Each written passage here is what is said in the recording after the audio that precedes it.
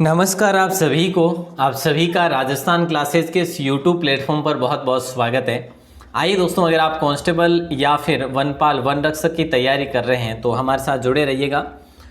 दोस्तों डेली ये रात को 9 बजे क्लास होती है और आज हम बात करेंगे राजस्थान जीके का। टॉपिक रहेगा अपना भूगोल का। भूगोल के अति महत्वपूर्ण प्रश्नों पर डिस्कस करेंगे। उम्मीद करूंगा आप सभी इस क्लास के अंत तक जरूर जुड़े रहेंगे।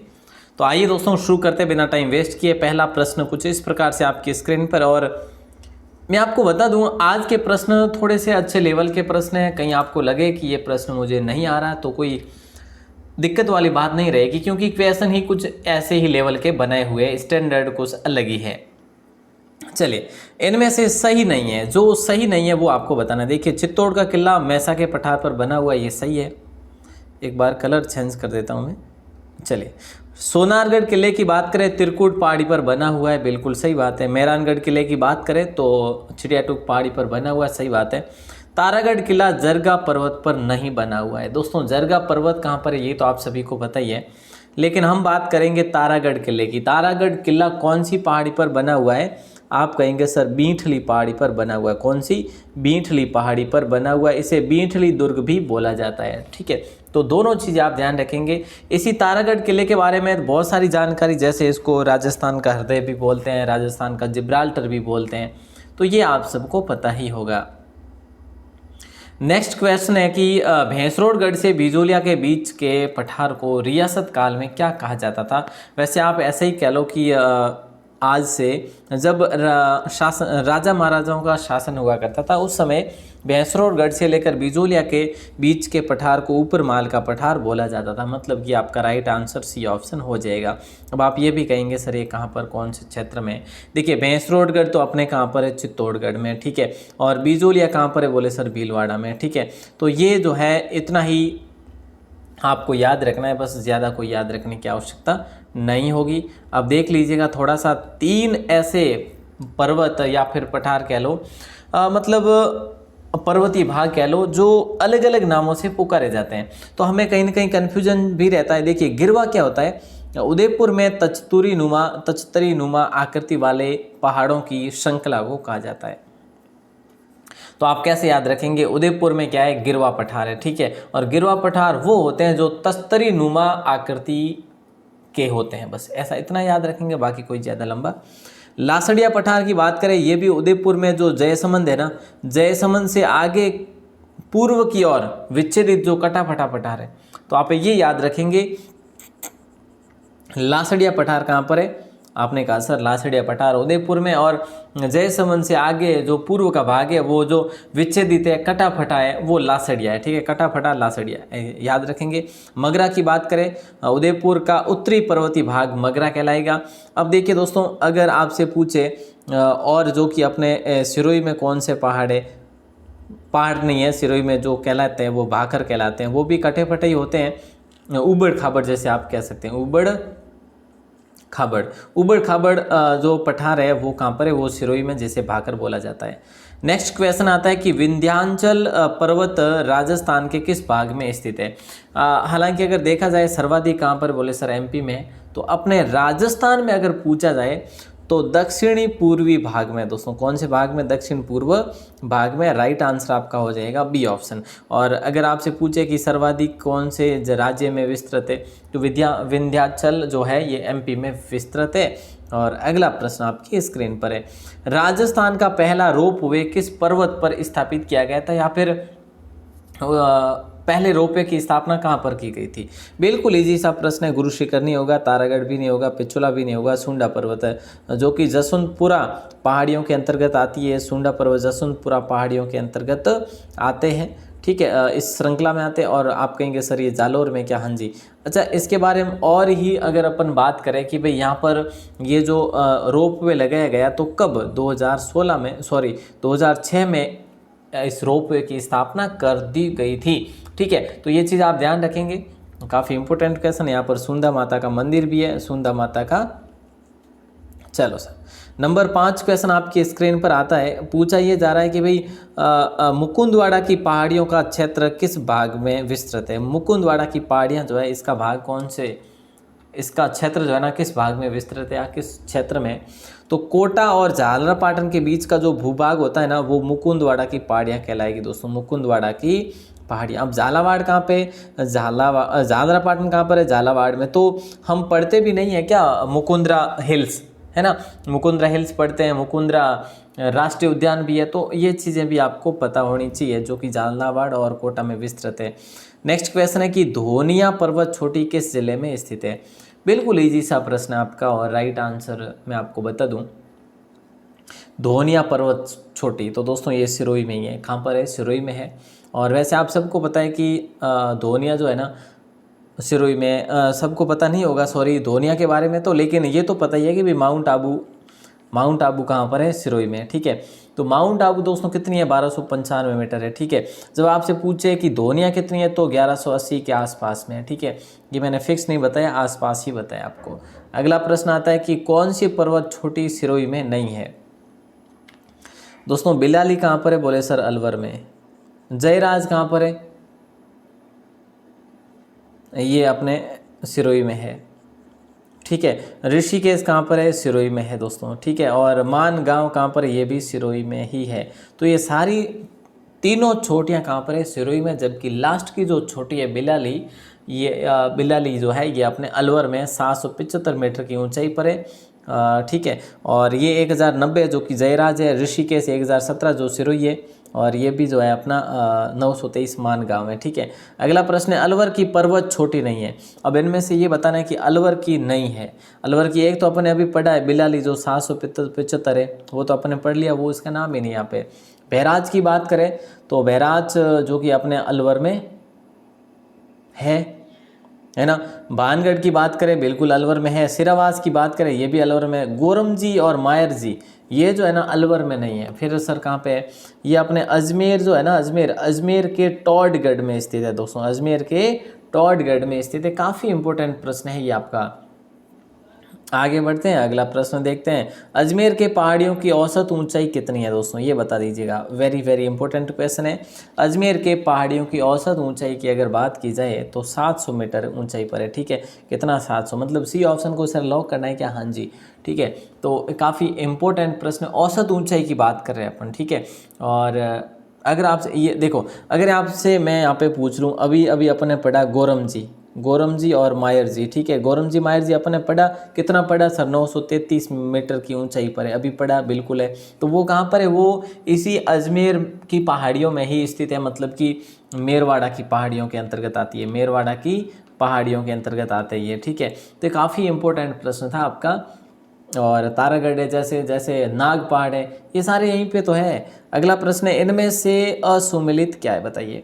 इनमें से जो असुमेलित है वो क्या है। खो जो है ना ये जयपुर में है, नाहरगढ़ भी जयपुर में है, बाबाई झुंझुनू बिल्कुल सही है, मनोहरपुरा झालावाड़ नहीं है। तो सर कहाँ पे, मनोहरपुरा भैया जी जयपुर में है दोस्तों। कहाँ पर है, मनोहरपुरा जो ये पर्वत छोटी है ना, ये मनोहरपुरा जो ये जयपुर में है, ध्यान रखना, झालावाड़ में नहीं है। अब देखिए दोस्तों, खो की अगर बात करें जयपुर सही है जो कि 920 मीटर की ऊंचाई पर है। नाहरगढ़ ये भी जयपुर सही है जो कि 600 मीटर की ऊंचाई पर है, ठीक है। और बाबाई भी झुंझुनू जो कि मैंने आपको कई बार बताया कि 780 मीटर की ऊंचाई पर है। तो सारी चीज़ें आप याद रखेंगे। अगला प्रश्न आपका है उदयपुर क्षेत्र की पर्वत छोटी नहीं है, बताइए दोस्तों। भूगोल के अति महत्वपूर्ण प्रश्नों पर डिस्कस कर रहे हैं हम लोग, और उम्मीद ऐसी ही करूँगा जो वीडियो हैं और अपने कांस्टेबल है, वनपाल, वनरक्षक है, जैसे इन सभी एग्ज़ाम में भूगोल के प्रश्न ही आपको अधिक देखने को मिलने वाले हैं। क्योंकि पिछली बार से काफ़ी टाइम से, जैसे आप किसी एग्ज़ाम को ले लो, पिछली बार कांस्टेबल के एग्ज़ाम हुए उसमें भी ज़्यादा पूछे गए भूगोल के, ठीक है। और अभी जो पटवार हुए तो भी, तो भूगोल के काफ़ी ज़्यादा ही कुछ क्वेश्चन पूछे जाते हैं। चलिए, उदयपुर क्षेत्र की पर्वत छोटी नहीं है तो ऋषभदेव, अपने अभी सिरोही वाला कौन सा पढ़ा था, ऋषिकेश पढ़ा था, है ना, पता है ना, अभी अपन ने पढ़ा था सिरोही में ऋषिकेश है। तो बिल्कुल ऋषभदेव, गोविंदा और सायरा ये तीनों की तीनों कहाँ पर है, उदयपुर में। अब उदयपुर की नहीं है, ये ऋषिकेश नहीं है, ये कहाँ की है, ये सिरोही की है। अभी अपन ने पढ़ा था ना यार 1017 मीटर वाला, है ना। चलो तो बढ़िया। अगला प्रश्न है इनमें से गलत विकल्प आपको बताना है। देखिए एक बार फिर से छोटी का पूछा जा रहा है और एक साइड में उसकी ऊंचाई पूछी जा रही है। बिल्कुल ईजी प्रश्न है। कुंभलगढ़ 1224 मीटर, सही सही है साहब। लीलागढ़ की बात करें तो एक सेकंड, हाँ लीलागढ़ की बात करें 874 मीटर, बिल्कुल सही है। नागपानी की बात करें 867 मीटर, बिल्कुल सही है। ठीक है, तो ये जो पहाड़ियाँ देखिए, हाँ ये तीनों पहाड़ियाँ सही है। ये कमलनाथ की पहाड़ी है ना, ये 900 मीटर गलत है, ये 1001 मीटर है दोस्तों। आपको ये तो बिल्कुल याद होना चाहिए कि कमलनाथ की जो पहाड़ी है ना, ये 1001 मीटर की ऊंचाई पर है। और ये जो सारी पहाड़ियाँ है ना, ये सारी पहाड़ियाँ मेवाड़ क्षेत्र की ही है, ध्यान रखना। ठीक है, और अधिकतर देखा जाए तो किसकी, राजसमंद में आती है। अगला प्रश्न आता है कि राजस्थान का पूर्वी मैदानी भाग अरावली के किस भाग में स्थित है। यही पूछा जा रहा है बस। राजस्थान का पूर्वी मैदानी भाग अरावली के, राजस्थान का पूर्वी मैदानी भाग अरावली के पूर्व में स्थित है, और तो किस साइड है, पूर्व में है ना, जैसे ऐसे अरावली है। ठीक है, तो कहाँ हो जाएगा देख लो, पूर्वी मैदानी भाग का पूछा जा रहा है, मैदानी भाग तो इसी साइड है, तो पूर्व हो जाएगा, है ना। हाँ सर सही है, चलो बहुत बढ़िया। अगला प्रश्न आपकी स्क्रीन पर है कि भाई राज्य की कितनी प्रतिशत जनसंख्या जो है पूरी मैदानी भाग में निवास करती है, बताइए। देखिए राजस्थान की कितनी प्रतिशत जनसंख्या पूर्वी मैदानी भाग में, देखिए पूर्वी मैदानी भाग में 23% जो है निवास करती है। नहीं सर 39 है, यूँ चलो साहब 39 को लॉक करते हैं, डी ऑप्शन। दोस्तों देखिए इस क्षेत्र में जो जनसंख्या घनत्व है ना, एवरेज से देखा जाए तो सर्वाधिक है। ठीक है, सर्वाधिक है, ध्यान रखिएगा। और अगर यहाँ के कुल क्षेत्रफल की बात करें ना, तो आपका 23 होगा। ठीक है, कि भाई राजस्थान के कुल क्षेत्रफल का पूरी मैदानी भाग कितना है, तो आप करेंगे 23%। अगर आपसे पूछे कि जनसंख्या राजस्थान की कुल जनसंख्या की आपकी कितनी है, तो 39 कर लियो। ठीक है, समझ गए ना। अगला प्रश्न है पूर्वी मैदानी भाग से संबंधित गलत क्या है। पूर्वी मैदानी भाग से संबंधित जो गलत है ना, इनमें से वो क्या है। वर्षा यहाँ पे 50 सेमी से 80 सेमी होती है, बिल्कुल सही है साहब, होती है यहाँ पे। जलवायु आर्द्र जलवायु है यहाँ की, बिल्कुल सही, ये भी सही है। मिट्टी जलोढ़ और दोमट मिट्टी होती है। देखिए ये मैदानी भाग है ना, तो जलोढ़ और दोमट मिट्टी होगी साहब, बिल्कुल। सर्वाधिक सिंचाई तालाबों से नहीं, यहाँ पे सर्वाधिक सिंचाई जो है ना वो होती है कुओं से। ठीक है, ध्यान रखना, किससे होती है, कुओं से होती है। देख लो यहाँ पे सर्वाधिक तालाबों की बात करें तो भी अपने क्वेश्चन आ जाएगा आगे, और अपने 1-2 दिन में सिंचाई के बारे में भी पढ़ेंगे, जो परियोजनाएं है ना किससे ज़्यादा सिंचाई होती है। ठीक है, चलो पूर्वी मैदानी भाग का ढाल किस ओर ज़्यादा है, पूर्वी मैदानी का जो भाग है ना वो किस ओर ज़्यादा है, तो दोस्तों ध्यान रखना पश्चिम की ओर ज़्यादा है ढाल। ठीक है, पूर्वी मैदानी भाग का ढाल पश्चिम की ओर ज़्यादा है। एक सेकेंड, पश्चिम की ओर, पश्चिम की ओर नहीं है, देखिए पश्चिम से पूर्व की ओर है, पूर्व की ओर है। ठीक है, पूर्व की ओर है, तो मतलब ये ऑप्शन आपका लॉक होगा। सॉरी यहाँ पे मैं खुद कंफ्यूज हो गया। पूर्वी मैदानी भाग का ढाल किस ओर है पता है, पूर्व की ओर ही है, पश्चिम से, मतलब पश्चिम से पूर्व की ओर ऐसे। अगला प्रश्न आपकी स्क्रीन पर है, वागड़ क्षेत्र कहलाता, दोस्तों बताइए, लो देख लो फिर बता देते हैं। प्रश्न है कि वागड़ क्षेत्र कहलाता है, तो बिल्कुल आसान ही है, और सबको पता ही है कि माही का जो भी क्षेत्र है ना, जो कह लो अफवाह तंत्र जो है माही का, वो ही है जो वागड़ कहलाएगा। डूंगरपुर है, जैसे प्रतापगढ़ है, ठीक है, बांसवाड़ा है, इन तीनों जिलों का देख लो, बांसवाड़ा, डूंगरपुर और वो है जो अपना प्रतापगढ़।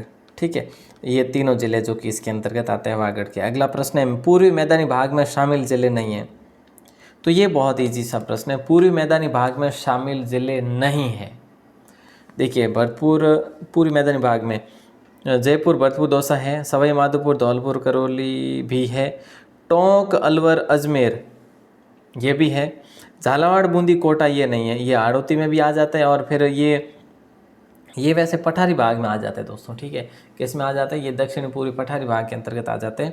वैसे आज जो है ना, आज सारे आपके सरकारी ऑप्शन ही आ रहे हैं, क्या बात है। चलो आगे नहीं आएंगे अब आपके, है ना।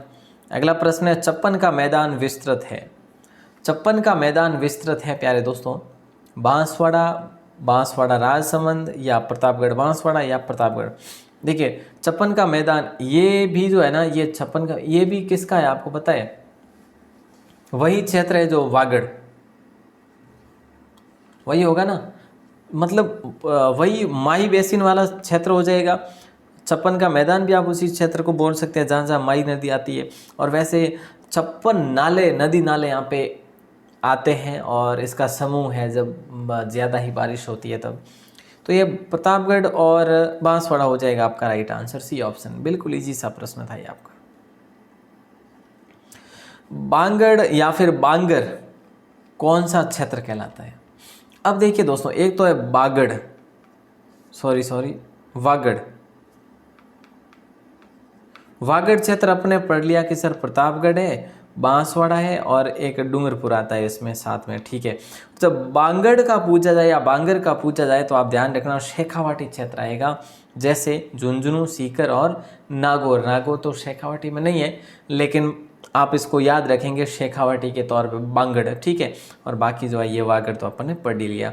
बीहड़ और कंदराई कौन सी नदी बेसिन में सर्वाधिक है? वैसे बीहड़ होता क्या है आप सबको पता ही होगा। वैसे बीहड़ जो नदी से जो ज़्यादा खड्डे बन जाते हैं, कैसे गहरे खड्डे, मतलब छोटे भी नहीं होते वो, 5 फीट, कम से कम 5 या फिर 30-30 मीटर के इतने खड्डे बन जाते हैं मतलब गहराई में। तो ये काफ़ी एक माना जाता है कि ये एक डाकू का या फिर जो है थोड़ा डरावना क्षेत्र भी ऐसा माना जाता है, ठीक है। मतलब कि भाई छोरों का क्षेत्र माना जाता है। तो ये आप कर लेंगे ए ऑप्शन, चंबल बेसिन, ठीक है। ए ऑप्शन लॉक हो जाएगा। डांग क्षेत्र किस जिले में विस्तृत है? देखिए दोस्तों, कौन से जिले को डांग क्षेत्र बोला जाता है यही बता देंगे ना तो भी काफ़ी है, क्योंकि आप सबको पता है कि करौली, सवाईमाधोपुर और धौलपुर तीनों जिलों को मिला के डांग क्षेत्र बोला जाता है, ठीक है। तो डांग की रानी किसको बोला जाता है? करौली को बोला जाता है, ये भी आप सबको पता होगा। और वैसे आप सबको ये भी तो पता होना चाहिए डांग है क्या, आखिर डांग किसको बोला जाता है। देखिए दोस्तों, यहाँ पर जो है ना चंबल नदी भी बहती है, ठीक है। चंबल नदी भी बहती है और चंबल नदी के जो दक्षिण साइड में है ना पहाड़ियाँ हैं, जो कि वो भी अनियमित पहाड़ियाँ हैं, कोई फिक्स नहीं है, कोई मतलब इधर उधर कटी फटी उथल पुथल इस प्रकार से, ठीक है। तो उसी क्षेत्र को डांग बोला जाता है, ठीक है ना, पहाड़ियों को ही। बनास बेसिन की औसत ऊंचाई आपको बतानी है, बताइए दोस्तों। बनास बेसिन की औसत ऊंचाई क्या हो जाएगी? 150 से 300 मीटर। बनास बेसिन की ही औसत ऊंचाई पूछा जा रहा है, 150 से 300 मीटर को लॉक करेंगे, बस इतना ही है। अगला प्रश्न है, बनास बेसिन जो क्षेत्र है ना ये कौन कौन से जिलों में है? तो दोस्तों वैसे आप सबको पता है कि बनास, चंबल और लूणी, ये 3 ऐसी नदियां हैं जो राजस्थान के 6 जिलों में बहती है। देखिए जैसे बनास है तो उदयपुर, चित्तौड़गढ़, भीलवाड़ा, टोंक, राजसमंद, जयपुर, ठीक है।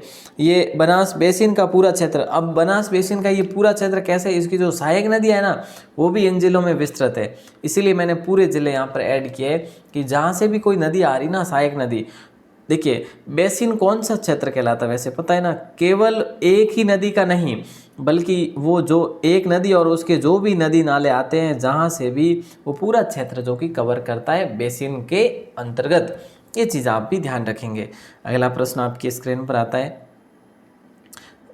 चलिए प्रश्न नहीं लाता मैं, आपको स्क्रीनशॉट देने का मौका लेने का मौका देता हूँ। इसका स्क्रीनशॉट ले लीजिएगा, स्क्रीनशॉट लीजिएगा इसका। ये बनास बेसिन क्षेत्र है, ठीक है। और अब आपको दे देता हूँ चंबल बेसिन और छप्पन बेसिन, जो कि छप्पन बेसिन किसका है पता है ना?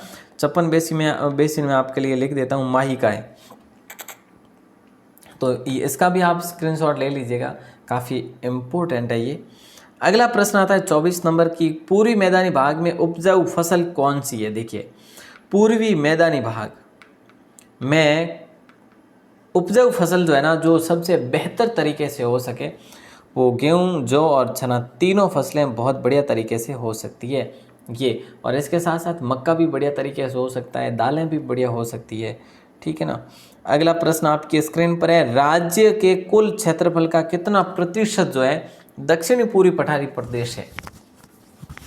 मैंने आपको जैसा कि बताया कि यहाँ पे तुलना राज्य से हो रही है। राज्य के कुल क्षेत्रफल का कितना प्रतिशत जो है वो दक्षिण पूर्वी पठारी भाग है।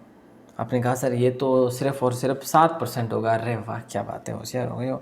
चलो तो 7% क्षेत्रफल कर लेंगे। और जब आपसे पूछ लिया जाए डायरेक्टली कि भाई जनसंख्या, राजस्थान के कुल जनसंख्या की दक्षिण पूर्वी पठारी भाग की जनसंख्या कितनी है, तो आप कर लेंगे 11%। तो इसमें क्षेत्रफल 7 है और ये मतलब सबसे छोटा क्षेत्र है, मतलब अपने राजस्थान के भूभाग का। अगला प्रश्न है हाड़ौती पठार का दूसरा नाम बताइए। हाड़ौती पठार का दूसरा नाम तो इजी सा ही है, लावा का पठार या लावा पठार कह लो या लावा का पठार कह लो, एक ही बात है साहब।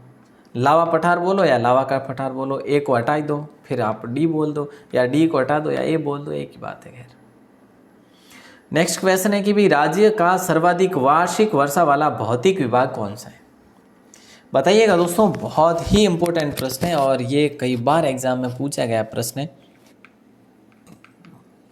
दक्षिणी पूर्वी पठारी भाग मतलब बी ऑप्शन आपका लॉक हो जाएगा। यहाँ के वार्षिक वर्षा की अगर बात की जाए तो 80 से लेकर 120 सेमी वार्षिक वर्षा होती है यहाँ पे, ठीक है। और राजस्थान का अगर सर्वाधिक वार्षिक वर्षा वाला स्थान देखा जाए तो माउंट आबू सबको पता है, और जिले का अगर देखा जाए तो झालावाड़ है ही है। चलो सब आगे बढ़े। सर्वाधिक वार्षिक वर्षा वाला भौतिक विभाग कौन सा है, तो ये है दक्षिण पूर्वी पठारी भाग, जिसमें आ जाता है अपना कौन सा, झालावाड़ इसके अंतर्गत आ ही जाता है। दक्षिणी पूर्वी पठार का ढाल किस ओर है, तो ये काफ़ी इंपॉर्टेंट है आपके लिए। दक्षिणी पूर्वी पठार का जो ढाल है ना वो दक्षिण से उत्तर की ओर है। दक्षिण पूर्वी पठार का भाग दक्षिण से उत्तर की ओर है, मतलब ये ऑप्शन आपका सही हो जाएगा। तो इसी कारण तो जो चंबल नदी है ना, चंबल नदी है ये उत्तर की ओर जाती है, आपको पता हो तो जाती है कि नहीं जाती है। देखो इस साइड से आती है चित्तौड़गढ़ में, चंबल प्रवेश करती है चौरासीगढ़ में, ठीक है।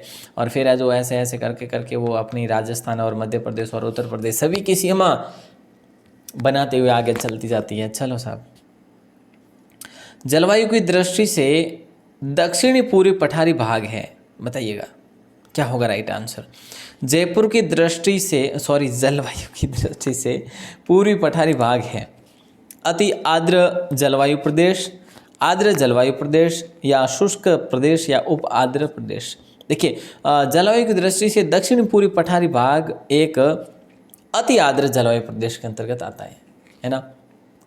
बिल्कुल आसान है, क्योंकि वार्षिक जो वर्षा का देखा जाए या फिर अधिक वर्षा का देखा जाए तो अति आर्द्र में सर्वाधिक वर्षा होती है।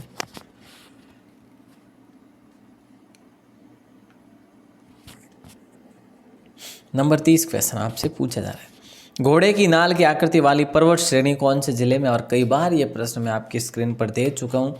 अब ये नहीं होना चाहिए कि सर हम पहली बार पढ़ रहे हैं, नहीं है ना। और हाँ, अगर कोई भाई बहन पहली बार हैं तो चैनल को सब्सक्राइब ज़रूर करें, ताकि आपके लिए समय समय पर नोटिफिकेशन जो भी क्लास का है वो आप तक आसानी से पहुंच सके।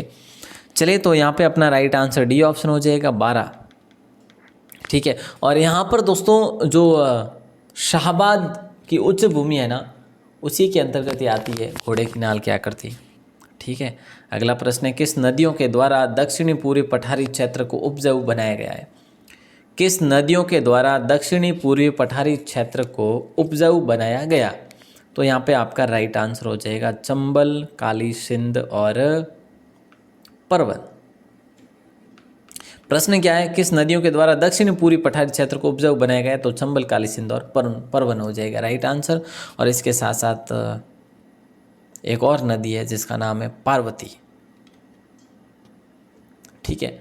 चलो साहब, अगला प्रश्न आपकी स्क्रीन पर है। पूछा जा रहा है, डग गंगधार की उच्च भूमि का विस्तार कौन से जिले में। डग गंगधार की उच्च भूमि वाला क्षेत्र, तो ये अपने डग गंगधार झालावाड़ में, बी ऑप्शन आपका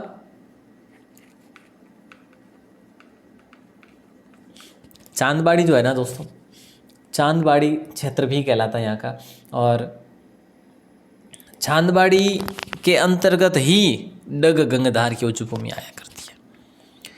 नेक्स्ट क्वेश्चन आपकी स्क्रीन पर है और पूछा जा रहा है कि दक्कन के लावा पठार की विशेषता क्या है।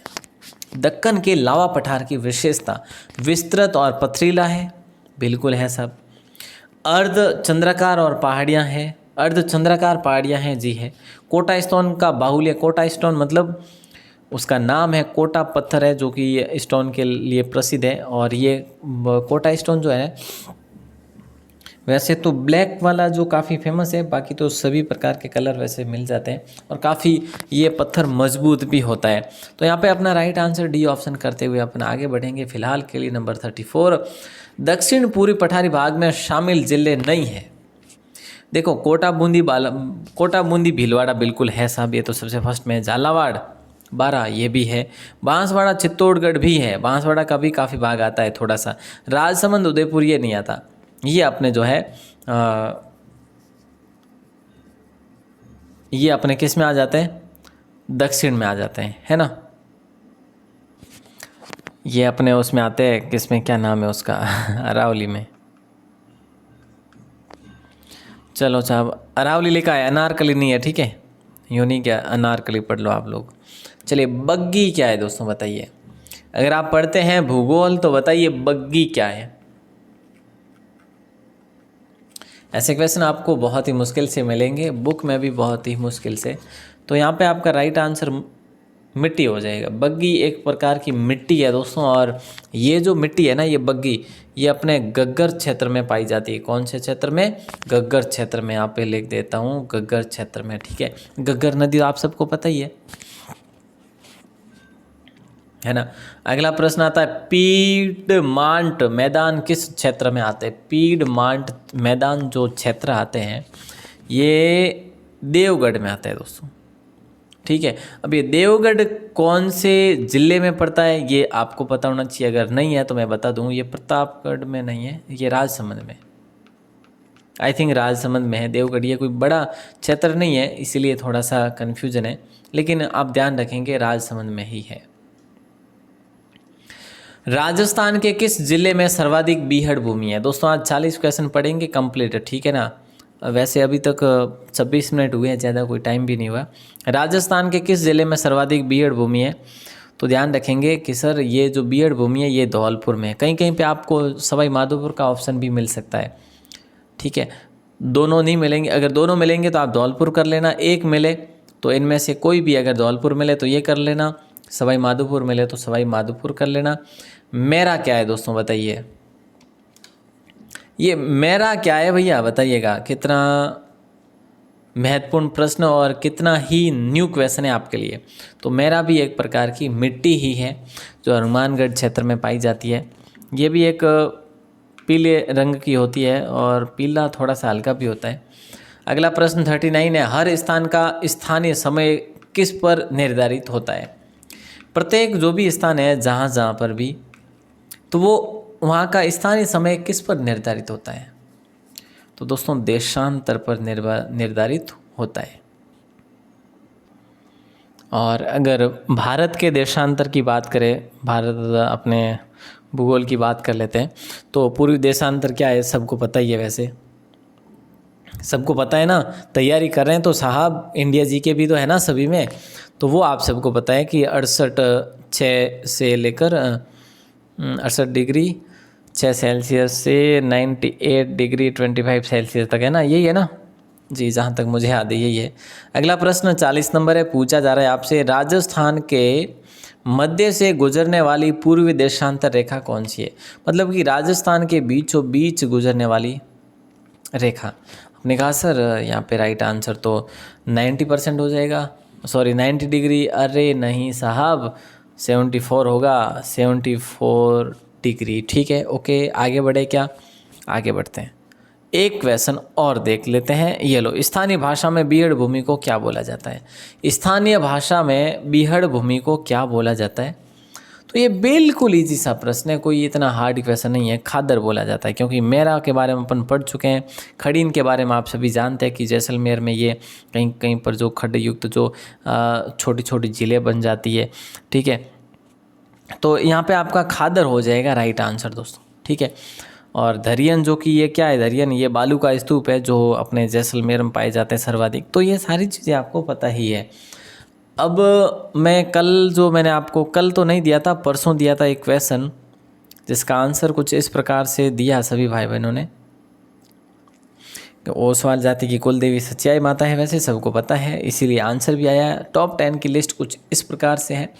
सुधा स्वीटी जी फर्स्ट सेकंड पे है, मनीषा सारस्वत जी, थर्ड पे श्री राम यादव जी, फोर्थ पे आर गुर्जर लेछाना जी, 5 पे अतिथि मीना जी, पूजा सैनी जी। 2022 मैंने चेंज कर दिया वैसे इसको 2022 को, क्योंकि अभी आने वाला है। टीना राठौड़ जी, जय माता दी एंटरप्राइजेज जी, प्रियंका खिलेरी जी, बाई कुमारी निशु जी। बहुत बढ़िया, ऐसे ही डेली आप लोग सक्रिय रहा करें ताकि आपका टॉप 10 की लिस्ट में नाम रहे। और आपका एक यहाँ पे नाम रहना छोटी बात नहीं है, बहुत बड़ी बात है कि आपका एक मनोबल हमेशा प्रबल रहेगा, ऊंचा रहेगा कि भाई मेरा नाम इस लिस्ट में आ रहा है कि 80-100 जितने भी देखते हैं उन सभी में से एक मतलब एक कॉम्पिटिटर की भावना जागती है आपके दिल में, है ना। तो चलिए दोस्तों, आज का प्रश्न मैं आपकी स्क्रीन पर दे रहा हूँ, धीरे से चुपके से, किसी को बताइए ना। कजली तीज किस माह में मनाई जाती है, ये बताइएगा। और कल जो मैंने आपको क्लास दी थी, किस किस भाई बहनों ने शुरू कर ली है पढ़ना, जिन्होंने भी पढ़ना शुरू कर दिया है ना, उनको बहुत बहुत शुभकामनाएं कि आप 12 घंटे की क्लास को 6-7 दिन में कंप्लीट कर ही लेंगे। और अगर आप नोट्स बना रहे हैं तो नोट्स भी मुझे आप 10वें दिन तक सेंड कर ही देंगे, मुझे ऐसी आशा है आप सभी से, है ना। कल जो 12 घंटे की क्लास दी थी उस पर इतना ज़्यादा ट्रैफिक नहीं आया, न ही इतना काफ़ी भाई बहनों ने इंटरेस्ट नहीं लिया। खैर फिर भी मेरा काम है, करेंगे, है ना। और सेकंड पार्ट भी आएगा, जिनको ज़रूरत होगी ना वे ज़रूर देखेंगे। और मैं ये भी कहना चाहूँगा राजस्थान जी कि आपका वहाँ से इतना अच्छा क्लियर हो जाएगा अगर आप उसको ब्रीफ रिवीजन को देखते हैं तो, है ना। बाकी हम कह सकते हैं, फॉलो करना वो आपके ऊपर है, सही बात है ना। चलो साहब, मिलते हैं कल सुबह 9 बजे सामान्य विज्ञान की क्लास में। तब तक के लिए जय हिंद, वंदे मातरम।